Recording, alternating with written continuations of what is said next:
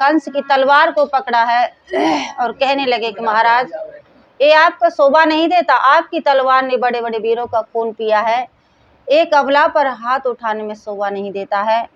और कहने लगे अगर आपको यही डर है कि देवकी के पुत्र आपका वध करेगा, तो वसुदेव ने क्या कहा,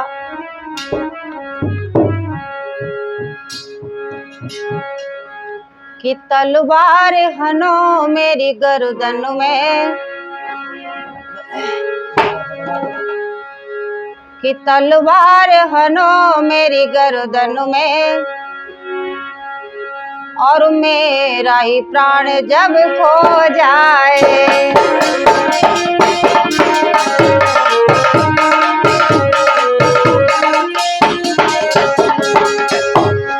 कहने लगी है तलवार हनो मेरी गर्दन में, और मेरा ही प्राण जब खो जाए, जब मैं ही जगत में नहीं रहूंगा तो लाल कहाँ से हो जाए।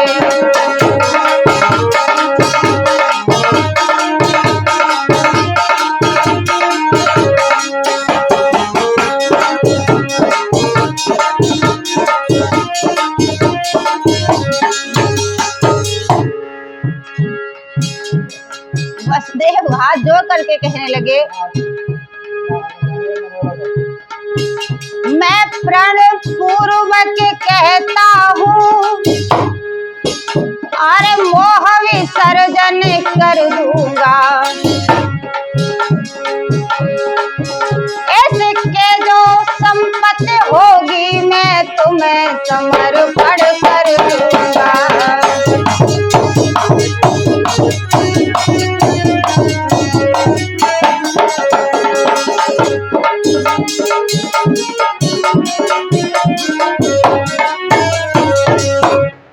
इतने कह करके वसुदेव ने अपनी गर्दन को आगे झुका दिया।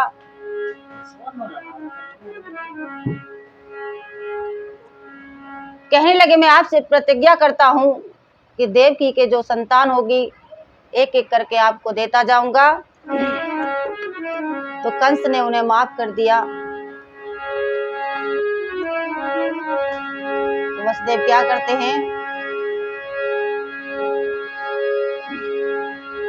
आर चल वसुदेव आज मथुरा को मर दो, सुनिया कान लगाए, और धीरे धीरे डगरत जावे और मथुरा में पहुंच जाए।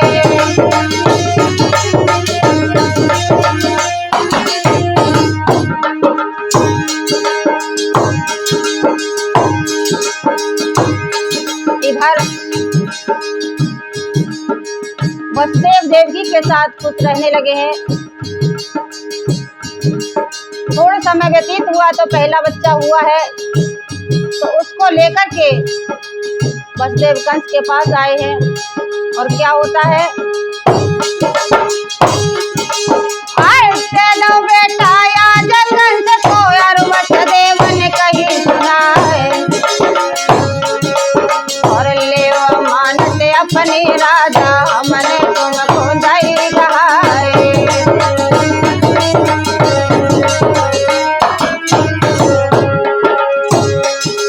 अरे ले मानते अपने राजा हमने तुमको दई गहाए, और ले मानते अपने राजा हमने तुमको दई गहाए।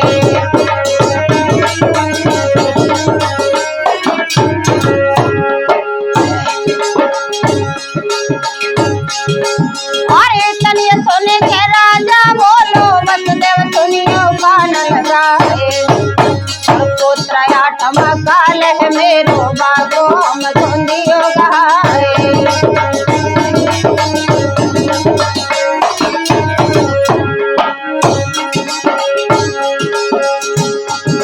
और इतनी सुन के आज वसुदेव ने बेटा लीनो गोद उठाए, धीरे धीरे डगरत जावे और महलन में पहुंच जाए।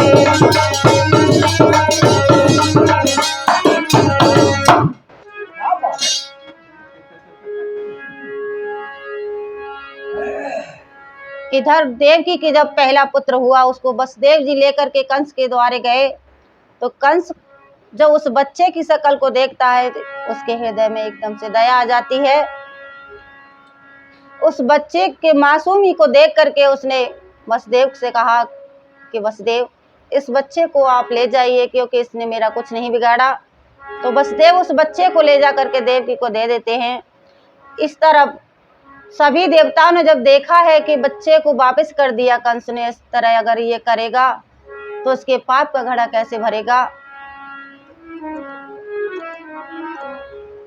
तो बस इधर वसुदेव और देवकी अपने पुत्र के साथ किलोले कर रहे हैं, लेकिन इधर देवताओं के बीच खलबली मची हुई है। तो सब देख करके नारद जी को भेजा कंस के पास, और नारद जी आते हैं।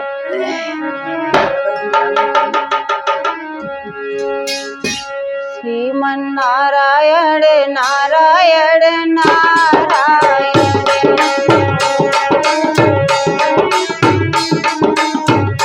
श्रीमन नारायण नारायण नारायण,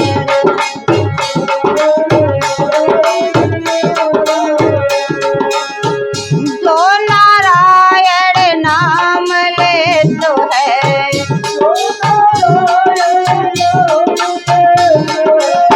जो नारायण नाम लेत है,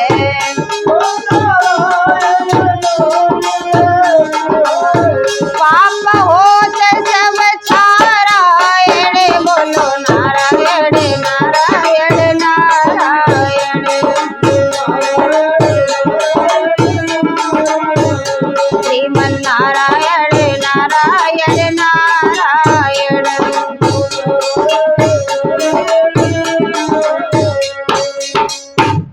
धीरे धीरे नारद जी जब कंस के द्वारे पहुंचे हैं तो क्या देख रहे हैं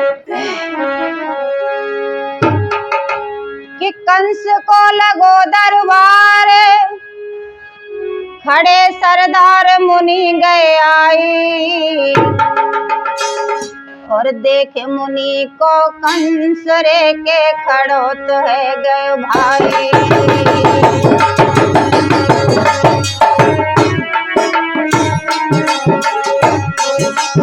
और देख मुनि को कंस रे के खड़े तो हो गए भाई।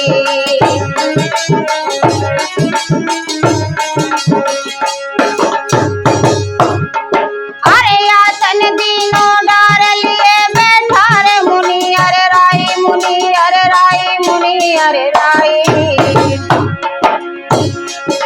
सब कुशल क्षेम के बाद के गिरा सुनाई, सब कुशल क्षेम के बाद के गिरा सुनाई।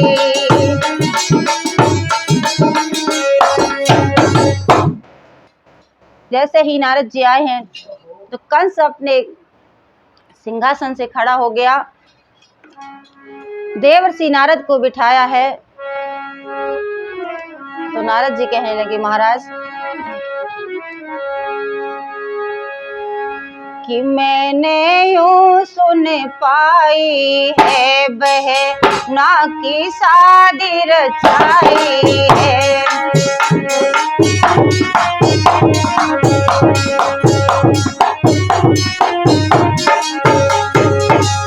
अरे मैंने यूं सुन पाई है बहना की शादी रचाई है,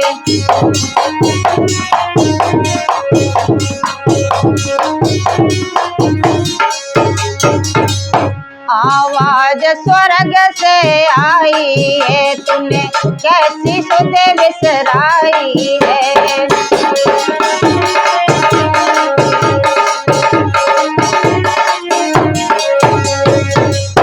कंस से देवर्षि नारद कहने लगे, महाराज हमने सुना है अपनी बहन देवकी की शादी की है। कंस कहने लगा, हाँ महाराज की तो है, और हमने ये भी सुना है कि जब अपनी बहन को आप विदा कर रहे तो उस वक्त आकाशवाणी हुई। कहने लगे, हाँ तो अब तक कुछ हुआ? तो कंस बोला है, और थोड़ी देर के पहले रे के ऋषि जो तुम आ जाते,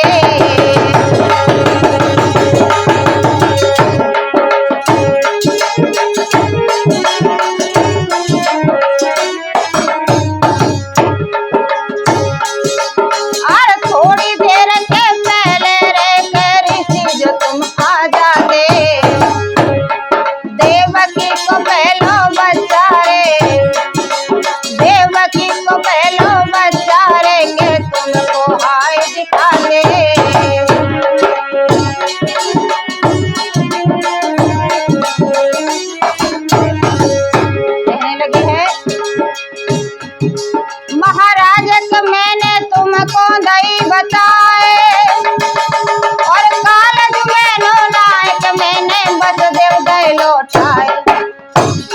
भैया सुने कंस के बचना से नारद को आई है, भैया सुने कंस के बचना से नारद को आई है।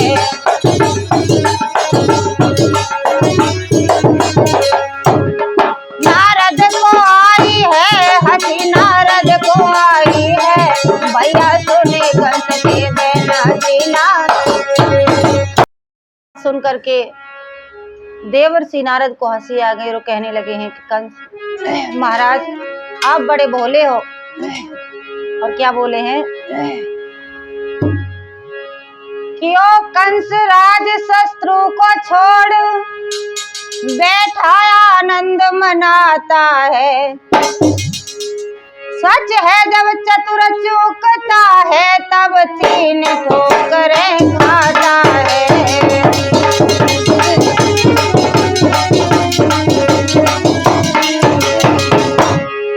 सच है जब चतुर चूकता है तब तीन ठोकरें खाता है।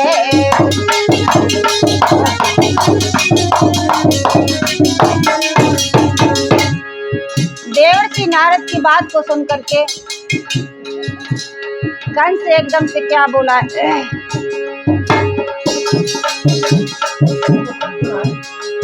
अरे भागो कंस है यज महलन को, मर्दो सुनियो अर्ज हमारे। खट में देखो मूड़ जो लागो, धरती पे गिरो पछाड़ उठाए।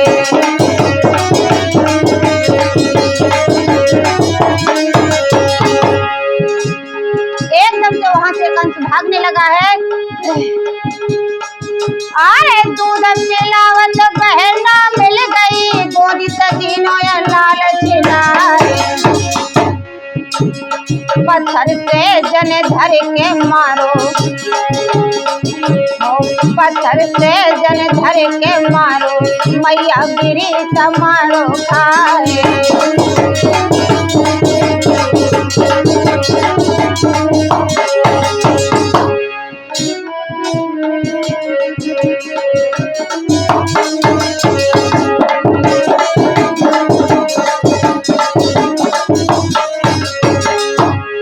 भैया ते धरती पे मूड मात को होसन आओ है।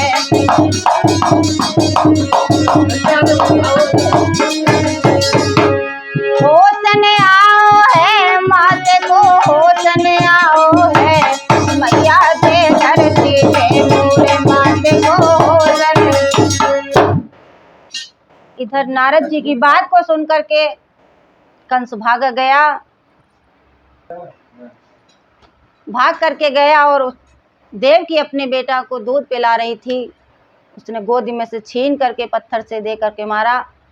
धीरे धीरे जब देवकी के 6 पुत्रों को उसने मार दिया, जब 7वें की बारी आई है तो भगवान ने अपनी योग माया को आदेश दिया और कहा कि जाओ इस गर्भ को ले जा करके रोहिणी के गर्भ में स्तर कर दो। और इधर घोषणा कर दी कि देवकी के गर्भ 7वां है जो खंडित हो गया है। धीरे धीरे जब 8वें गर्भ की बारी आई है तो क्या हुआ है,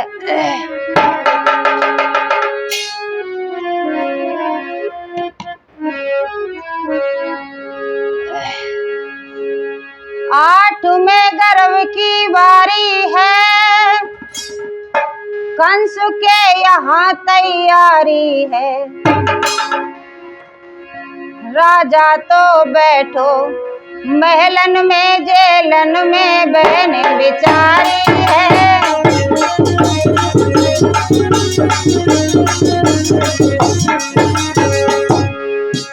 राजा तो बैठो महलन में, जेलन में बहन बिचारी है।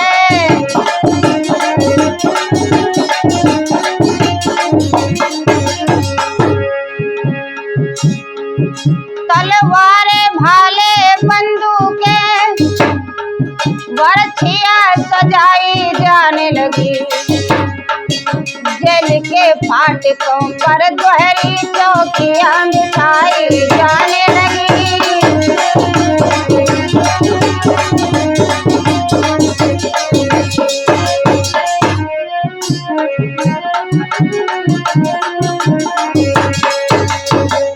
आठवें गर्भ की जब बारी आई है तो कंस ने दो दो चौकीदार और बढ़ा दिए, सख्त कड़ा पहरा कर दिया है।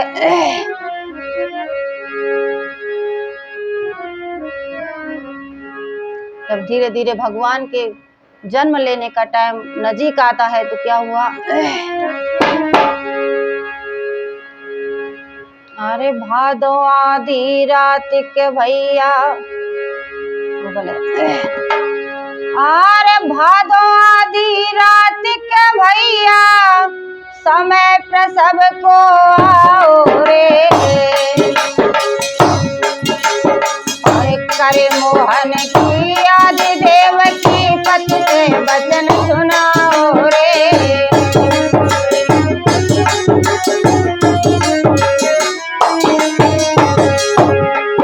और करे मोहन की आदि देव की पत से वचन सुनाओ रे।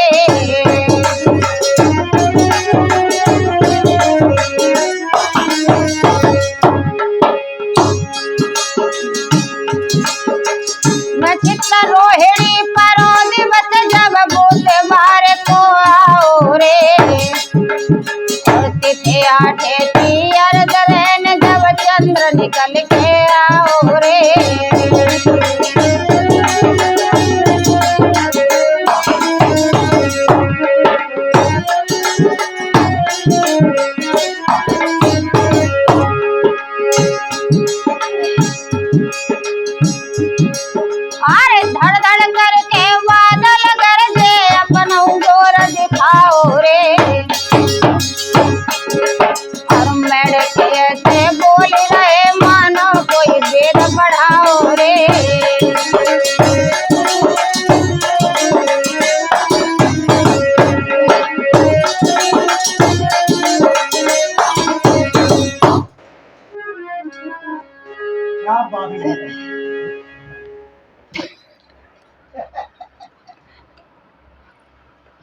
प्रकट होने का जब समय नजदीक आया है तो देव की और वसुदेव भगवान के नाम को लेकर के भगवान के नाम का सुमरन कर रहे हैं। जब भगवान ने अवतार लिया था, दिन बुधवार का था, नक्षत्र रोहिणी था, तिथि आठे थी। और जब धीरे धीरे और समय नजदीक आया तो क्या हुआ,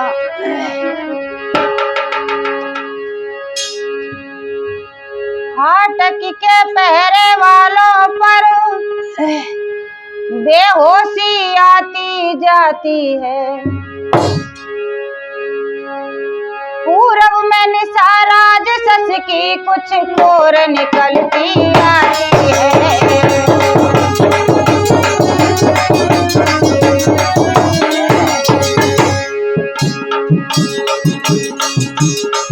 पूरब में निसाराज सस की कुछ कोर निकलती आती है।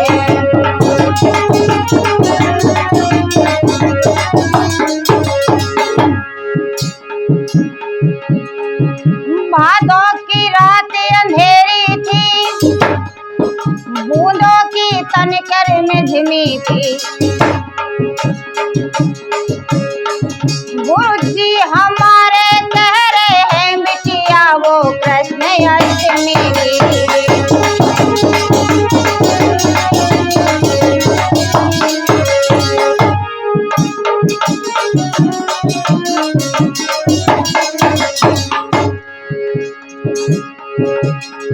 नभ मंडल पर कुछ देव वृंद चित्र से दिखाई देते हैं। आओ गिरधर आओ ब्रजपति ये बोल सुनाई देते हैं।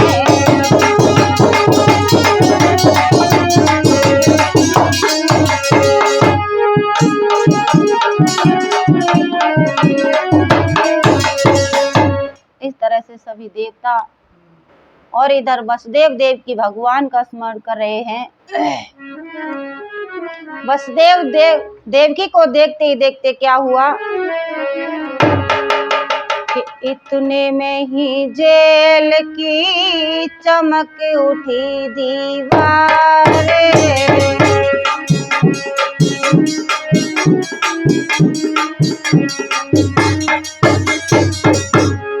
इतने में ही जेल की चमक उठी दीवारें।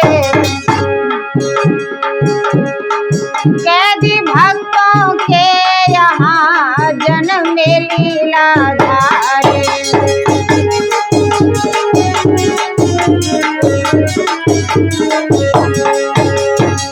कैदी भक्तों के यहाँ प्रगट लीला धारे।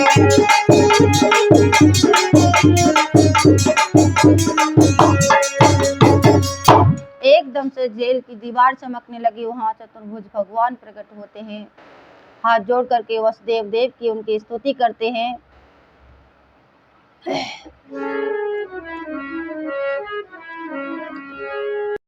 रात काली झुकी रे अंधेरिया भादों की।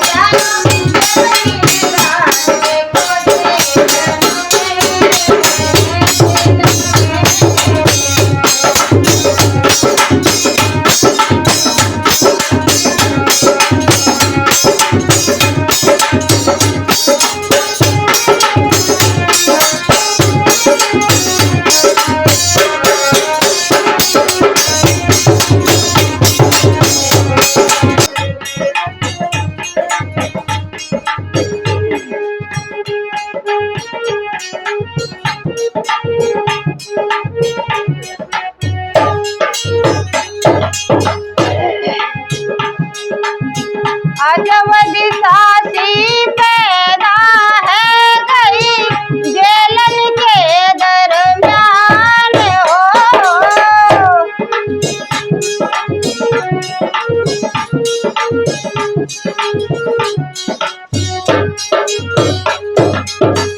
अजवदी सासी पैदा है गई जेलन के दरम्यान हो।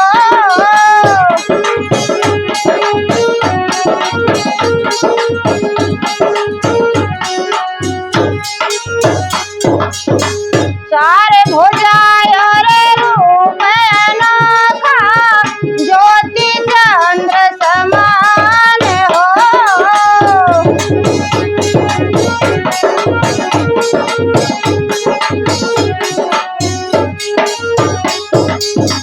चार भुजाएं और रूप अनोखा ज्योति चंद्र समान हो।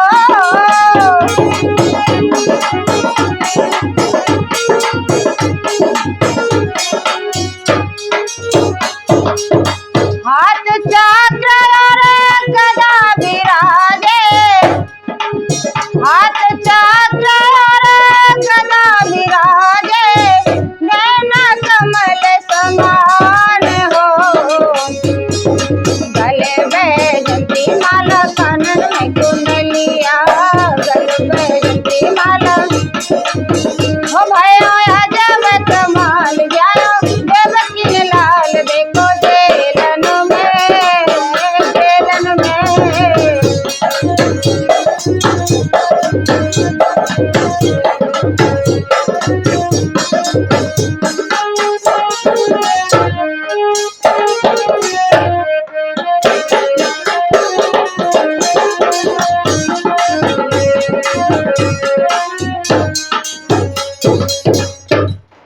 को देख करके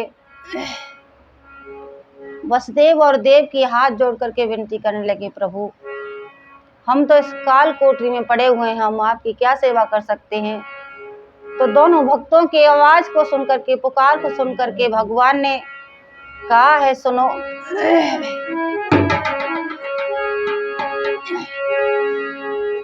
कि देख कर तुम्हारा घोर त्याग मैं ही क्या जग चकराया है।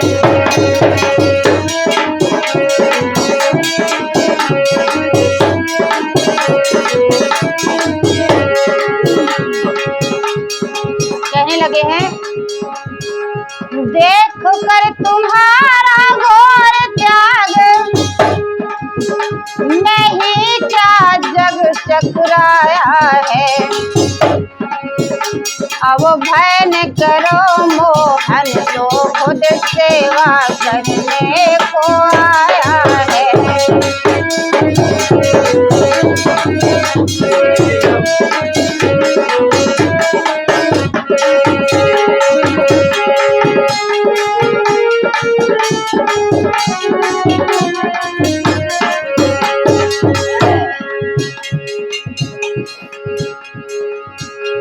हथकड़ी बेड़िया जंजीरें देखना किसी दिन तोड़ूंगा उस कंस दुष्ट को जल्दी ही माटी में मिला कर छोड़ूंगा।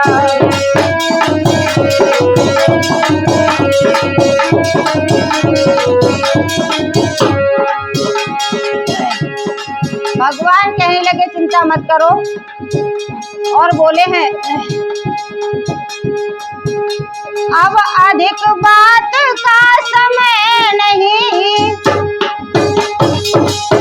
लीला करने का मौका दो और रात रात में किसी तरह मुझको गोकुल में पहुंचा दो।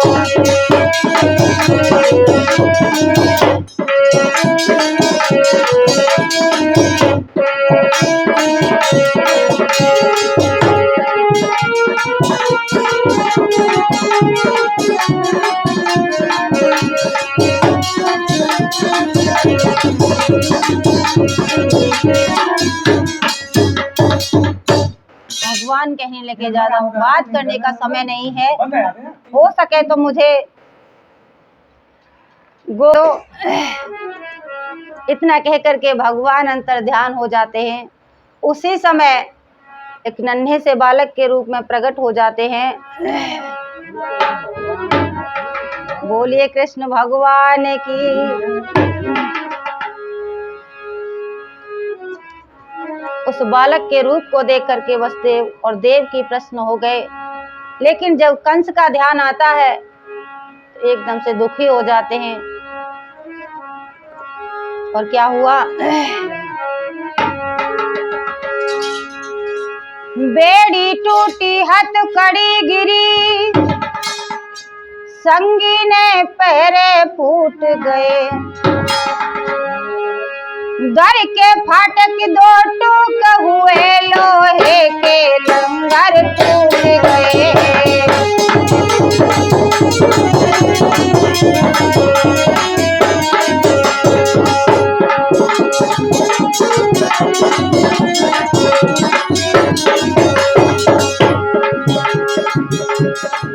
शिशु को रख लिया टोकरी में उस क्रूर कंस के कैदी ने हिलकी भर के चलती बिरिया मुख सुमा मात देवकी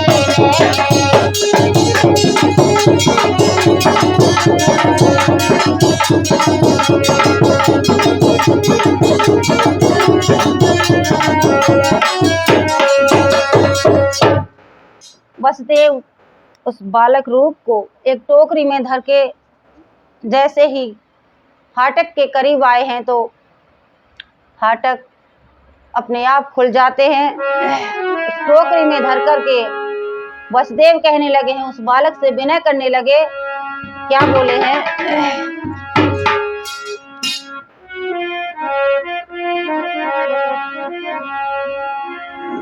कि ओहो बेटा बारे अबरा में धर के तो पहुँचाऊं गोकुल धाम रे।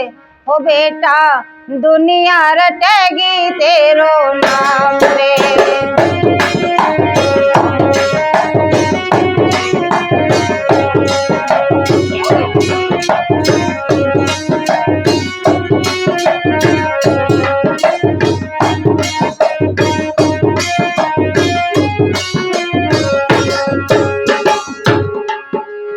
कहने लगे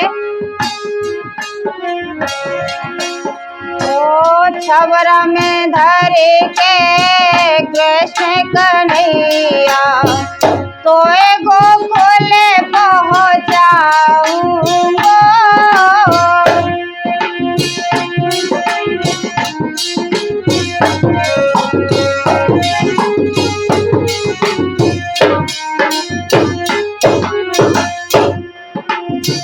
छबरा में धरी के कृष्ण कन्हैया तो गोकुल पहुँचाऊंगा।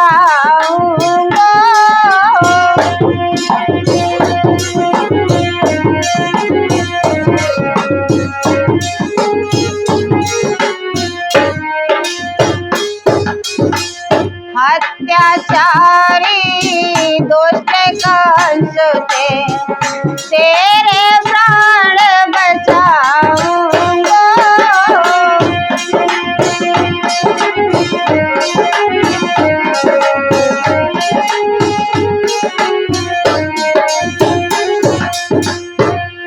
ओ कृष्ण कन्हैया बंसी बजैया तू है मेरो छैया तेरी मैया है दुखी रात दिन भारी तेरे मामा अत्याचारी मथुरा है जगो गाँव रे बेटा दुनिया रटेगी तेरो नाम रे।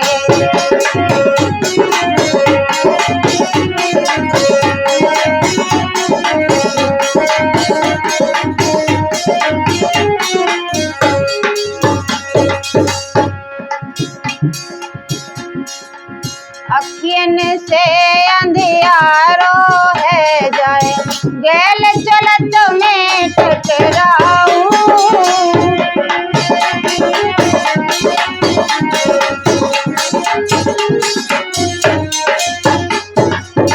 अखियन से अंधियारो है जाए गैल चलत में टकराऊं।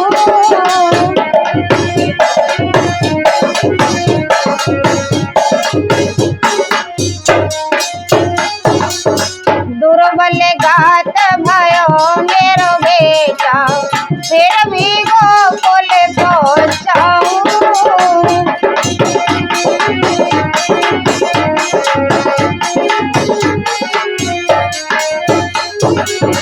दुर्बल घात भयो मेरो बेटा फिर भी गोकुल पहुँचाऊं।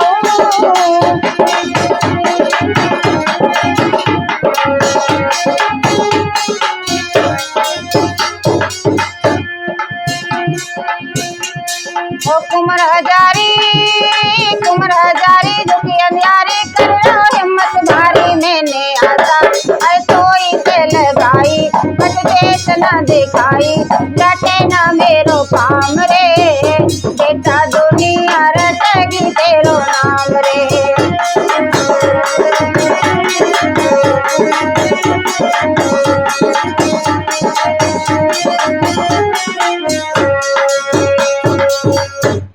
में रख करके जब वसुदेव चले हैं यमुना के किनारे आ गए तो यमुना मैया ने देखा त्रिलोकीनाथ आ रहे हैं। क्या हुआ है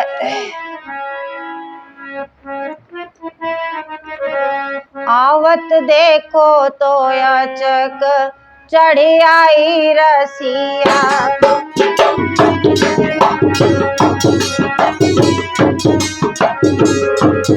आवत देखो तो याचक चढ़ी आई रसिया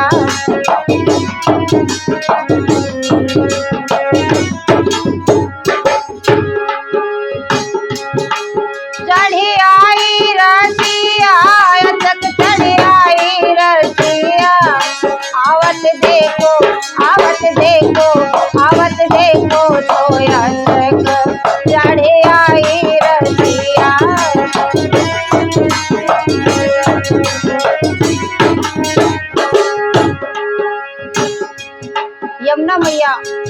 भगवान को देख करके ऊपर को उफान लेने लगी। आगे जाऊं तो यमुना गहरी,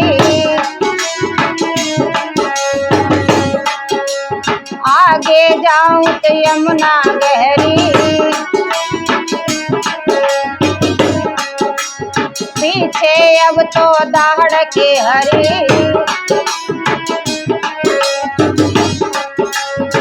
पीछे ठाड़ो दाहड़ के हरी।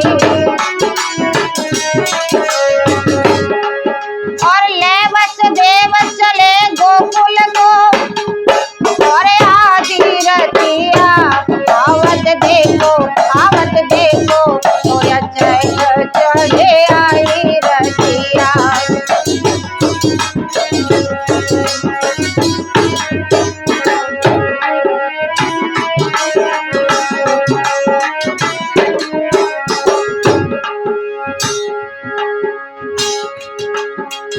जब उन हर ने पैर लटकायो,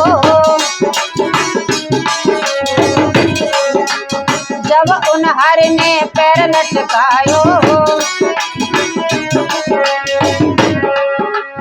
यमुना जी ने इस पर चौकायो, यमुना जी ने इस पर चौकायो।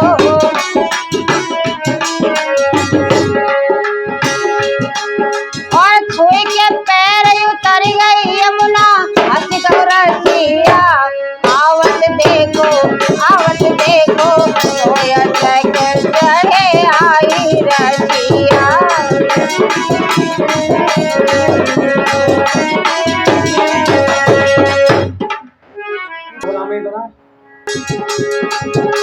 पर गई बेड़िया उसी तरह,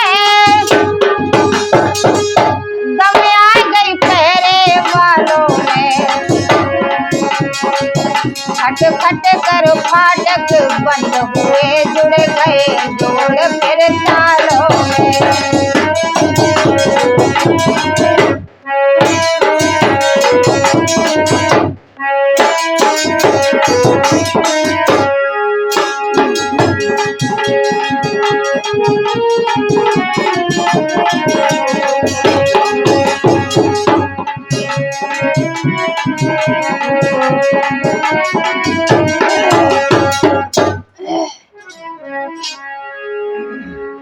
इधर जब वसुदेव गोकुल में पहुंचे हैं, उधर जाकर के देखा तो यशोदा माँ के पास एक कन्या पड़ी हुई थी। वसुदेव ने उस कन्या को उठा करके अपनी टोकरी में रखा और उस बच्चे को माँ यशोदा के पास सुला करके चले हैं। इधर जब मथुरा आ गए हैं, जेल के अंदर पहुंचे उसी तरह जैसे पहले हाथ में हथकड़ी और पैरों में बेड़ियां लगी हुई थी, उसी तरह उनके बेड़ी और हथकड़ी जकड़ गई। वहां से वो लड़की बिल्कुल चुप आई थी। जैसे ही जेल के अंदर पैर रखा है तो एकदम रोने लगी। जैसे ही रोई है, रोने की आवाज सुन करके पहरे वालों ने कंस को जाकर के बताया, तो वहां से कंस भाग करके आया और उस लड़की को माँ देव की गोद से छीन करके जैसे ही पत्थर से मारना चाहा तो क्या हुआ,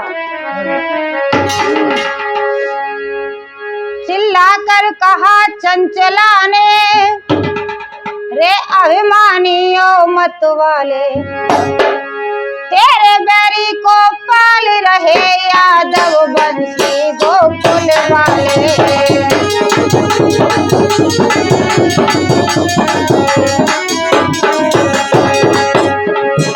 तेरे बैरी को पाल रहे यादव बंसी गोकुल वाले।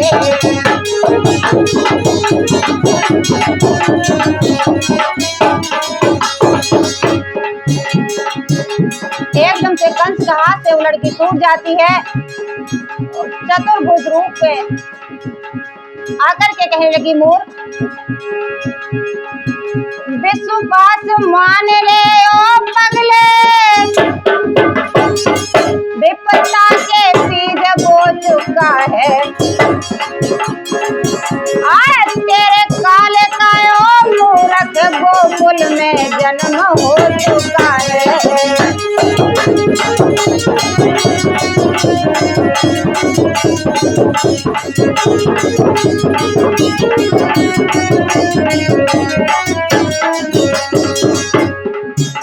लड़की ने कहा, मूर्ख, मुझे मार करके क्या लेगा? तेरे मारने वाले ने तो गोकुल में जन्म ले लिया है, इसलिए कहते हैं क्या?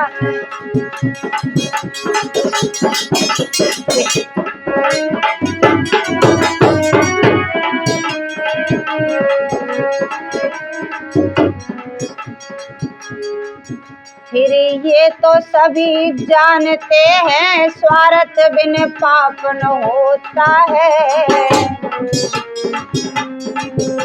प्राणों पर नौबत आती है, बेटे का बाप न होता है।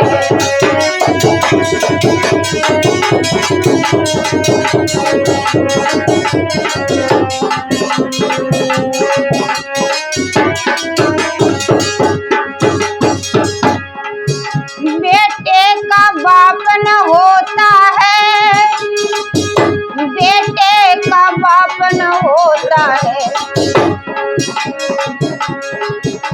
प्राणों पर नौबत आती है, बेटे का बाप न होता है।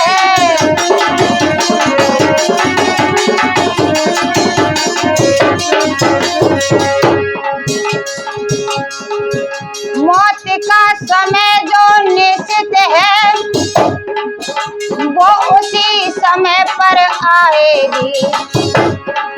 जिस वक्त मौत आ जाएगी, वो घड़ी न टाली जाएगी।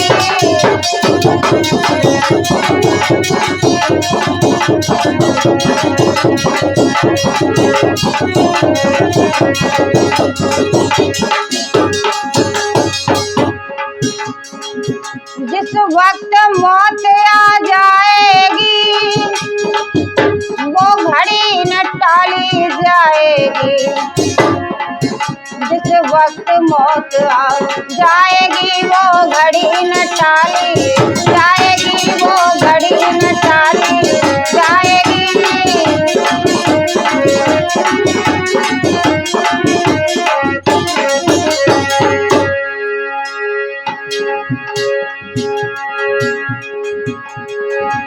ये बंधे दिनों का जीवन है, और बंधे दिनों का मरना है। ममता तुलसी का जीवन है, तो मरने से क्या डरना है, तो मरने से क्या डरना है।